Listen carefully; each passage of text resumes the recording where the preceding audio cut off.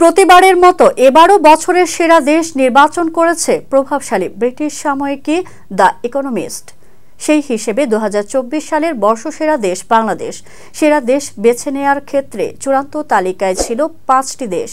বাংলাদেশ ছাড়াও Syria, Argentina, দক্ষিণ Africa ও Poland রয়েছে এই তালিকায়। বৃহস্পতিবার দ্য ইকোনমিস্টের এক প্রতিবেদন থেকে এ তথ্য জানা যায়। দ্য ইকোনমিস্টের সংবাদদাতাদের মধ্যে উত্তপ্ত বিতর্কে বেছে নেওয়া হয় সেরাদের, যেখানে বর্ষসেরা দেশ নির্বাচিত হয় বাংলাদেশ এবং রানার আপ সিরিয়া। সেরা দেশের তালিকা প্রকাশ করেছে গণমাধ্যমটি। সেখানে বলা হয়, সবচেয়ে ধনী, সুখী বা নৈতিকভাবে শ্রেষ্ঠ স্থান অধিকারী সেই হিসাবে নয়, আগের 12 মাসে সবচেয়ে বেশি উন্নতি করেছে কিনা সেই বিচারে সেরা দেশ বেছে নেওয়া হয়। বাংলাদেশ সম্পর্কে প্রতিবেদনে বলা হয়েছে, এবারে বিজয়ী বাংলাদেশ, যারা এক স্বৈরশাসককে উৎখাত করেছে।